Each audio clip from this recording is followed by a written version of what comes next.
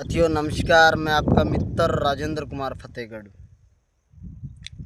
साथियों, मैं देख रहा हूँ कि लगातार देश के अंदर जो जघन्य अपराध हो रहे हैं, उन जघन्य अपराधों को लेकर सरकार कहीं ना कहीं बैकफुट पे है। सरकार ये नहीं चाहती कि पीड़ित परिवारों को इंसाफ मिले। अभी करंट में एक ताज़ा मामला चल रहा है हरियाणा के बहन मनीषा का। असल में बहन मनीषा के बारे में हमें तरह तरह की सूचना मिल रही है, जिसमें ये कहा जा रहा है कि उसने जहर का सेवन किया था, उस पर तेजाब उड़ेल लिया, उसकी गर्दन पर कोई काटने कूटने के भी निशान बताए जा रहे हैं।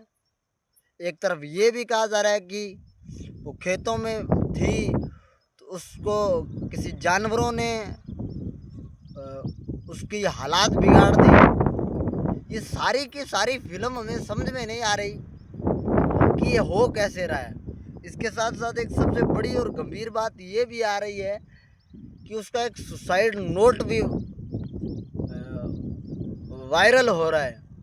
इसके साथ साथ उसकी कोई चैटिंग भी बताई जा रही है, साथ में उसके कोई प्रेम प्रसंग का भी मामला बताया जा रहा है।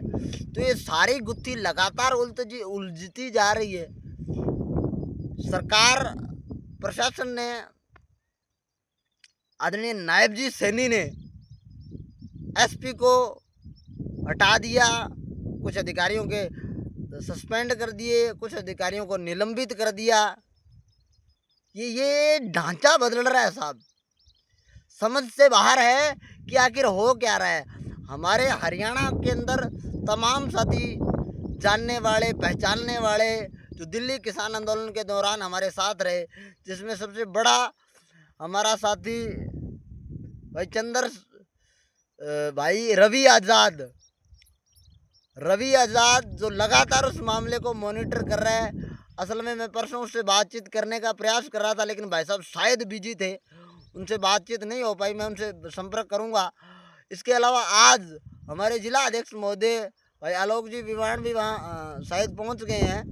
और इससे पूर्व हमारी पूरी की पूरी कोर कमेटी, हमारा भीम आर्मी संगठन, हमारे चंद्रशेखर आज़ाद रावण जी इस मामले पर लगातार संघर्ष कर रहे हैं। वो सरकार से मांग कर रहे हैं कि पीड़ित परिवार को इंसाफ मिले और जो दोषी है उनके खिलाफ कड़ी से कड़ी कार्रवाई हो। मित्रों, मैं आपको बता दूं, ये बात मेरी बहुत लोगों को बुरी लगेगी।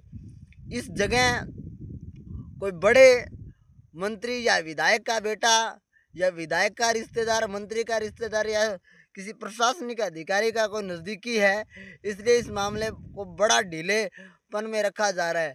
यही कोई अब्दुल रहमान या फिर मुस्लिम कोई भी साथी होता तो उसको काट दिया जाता, उसके परिवारों को नष्ट कर दिया जाता। मतलब उसको, ये जो हिंदू साथी हैं, मैं जाति धर्म को नहीं मानता, मैं तो इंसानियत को मानता हूँ, लेकिन ये जो अपने आप को हिंदू बोलते हैं, जो ये लोग जाते वहाँ दंगा फसाद करते।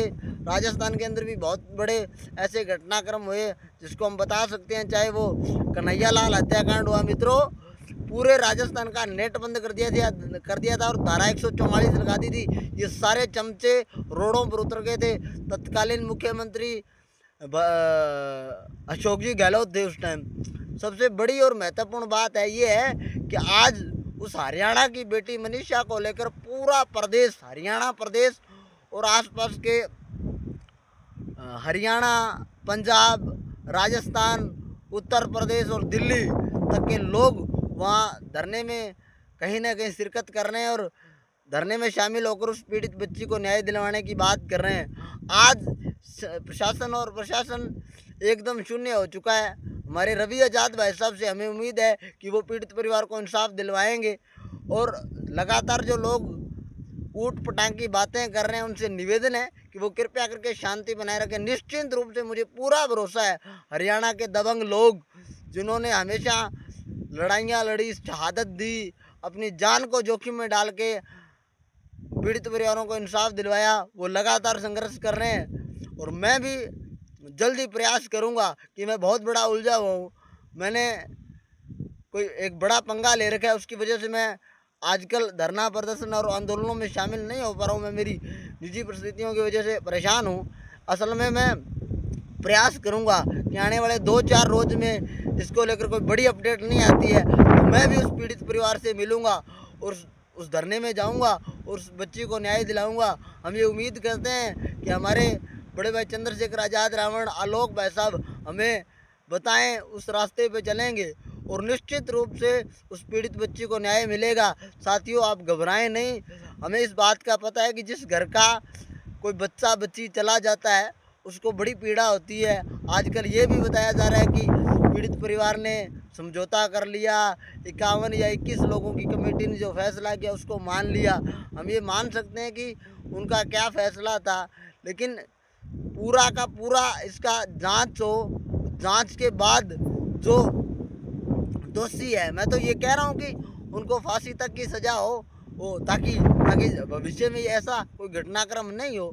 साथियों, ऐसे बहुत सारे मामले हुए, पीछे भी हुए, आगे भी होंगे, इस बात की गारंटी है।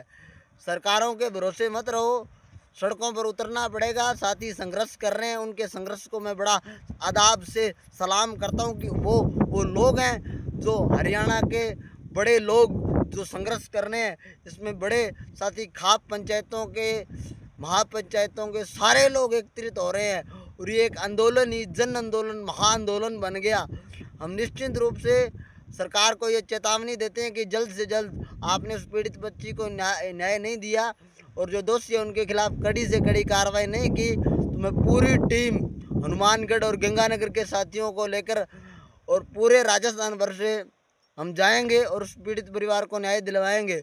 लेकिन निश्चित रूप से अभी हमें ऐसा महसूस हो रहा है कि आने वाले आजकल में इसका बड़ा कोई फैसला हो जाएगा और जल्द से जल्द, जितना जल्दी हो सके, हम ये चाहते हैं कि फांसी से कम कोई सज़ा नहीं है। चाहे वो किसी मंत्री, विधायक, सांसद, किसी का बेटा पोता हो, सज़ा दी जाए कड़ी से कड़ी, क्योंकि यहीं कोई और अदर समाज का या अदर कास्ट का होता तो उसको आज जला दिया जाता। इन जाति और धर्मों के चक्रों में लोग फंसे हुए हैं, लेकिन आज हमें एकजुटता की ज़रूरत है। लगातार जो संघर्ष कर रहे हैं उस संघर्ष के माध्यम से उस बच्ची को न्याय मिल जाएगा और ऐसा प्रावधान हो जाए कि फांसी की सज़ा हो जाए तो निश्चित रूप से मैं ये उम्मीद करता हूँ कि भविष्य में इस तरह की घटनाओं को लेकर विराम भी लगेगा और भविष्य में इस तरह की घटनाएं भी नहीं होंगी और बच्चियाँ हिंदुस्तान के अंदर अपने आप को सेफ महसूस करेगी। इन्हीं शब्दों के साथ इनकलाब जिंदाबाद। मैं राजेंद्र कुमार फतेहगढ़, भीम आर्मी, जिला महासचिव, हनुमानगढ़, राजस्थान।